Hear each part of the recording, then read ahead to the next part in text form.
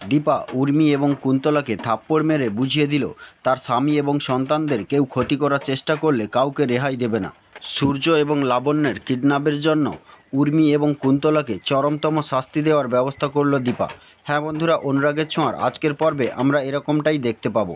এরকম সিরিয়ালের দুর্দান্ত আপডেট পেতে আমাদের চ্যানেলটি সাবস্ক্রাইব করে পাশের নোটিফিকেশন বেলটি প্রেস করে রাখুন, যাতে আমাদের আপলোড করা ভিডিওগুলি আপনারা সর্বপ্রথম পেতে পারেন। তো চলুন কথা না বাড়িয়ে শুরু করা যাক। পর্বের প্রথমে দেখা যায় সূর্য এবং দীপ লাবণ্যকে নিয়ে বাড়ি ফিরছিল। তখন দীপ বলে, যাই আপনারা এখানে একটু দাঁড়ান, আমি তত সময় একটা গাড়ি ডেকে আনি। এই বলে দীপ চলে যায়। সূর্য এবং লাবণ্য রাস্তার মাঝে দাঁড়িয়েছিল। এমন সময় কোত্থেকে একটা গাড়ি এসে তাদেরকে কিডন্যাপ করে নিয়ে চলে যায়। এই ঘটনাটা দীপ দৌড়ে এসে দীপাকে জানায়। দীপাকে বলে, জেম্মা সব কিছু শেষ হয়ে গেছে, জ্যাঠাই এবং লাবণ্যকে কিডন্যাপ করে নিয়েছে। তখন কৃষ্ণ বলে, আমাদের শীঘ্রই পুলিশকে ফোন করা দরকার। তখন দীপা বলে, না থামো, আমি ফোনটা চেক করি, যদি কোনো কিডন্যাপার কিডন্যাপ করে মুক্তিপণ চায় তাহলে আমার ফোনে ফোন করবে। এরপর দীপা ফোনটা চেক করে দেখে তাতে কেউ কল করেনি। তখন দীপার সন্দেহ হয় এসব কিছু উর্মি করছে। এই বলে সে সেনগুপ্ত বাড়িতে ফিরে আসে। সেনগুপ্ত বাড়িতে তখন সবাই সূর্য ফিরছে না এই নিয়ে চিন্তিত ছিল। এমন সময় দীপা এসে উর্মিকে বলে, উর্মি, ডাক্তারবাবু এবং লাবণ্য কোথায়? তখন উর্মি বলে, আমি কি করে জানবো?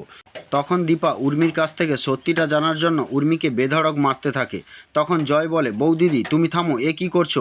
না হলে আমি কিন্তু আমার গায়ের জোর দেখাতে বাধ্য হব। তখন দীপা বলে, তুমি চুপ করে থাকো, না হলে আজ কিন্তু আমি কাউকে রেহাই দেব না।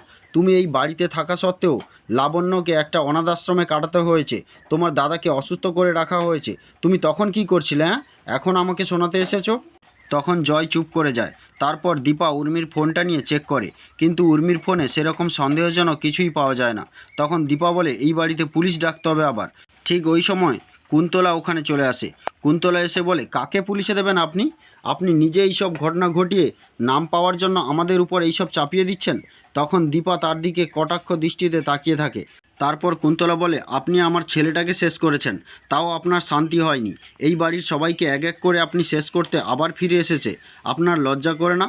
তখন দীপা তার দিকে এগিয়ে যায়। তখন কুন্তলা বলে, আপনি আমার দিকে এগিয়ে আসছেন কেন? আপনি কি করবেন? তখন দীপা তাকে ঠাঁটিয়ে একটা চড় দেয়। দীপার চড় খাওয়ার পর কুন্তলা আরও রেগে যায়। সে বলে, এক এক করে এই বাড়ির সবাইকে আমি ধ্বংস করে দেবো। এরপর দীপা পুলিশকে ফোন করে। তো বন্ধুরা, আজকের পর্ব এই পর্যন্ত। আবার দেখা হবে পরবর্তী পর্বে। ততক্ষণে সুস্থ থাকুন, ভালো থাকুন এবং ভালো লাগলে একটি লাইক দিন। Thank you.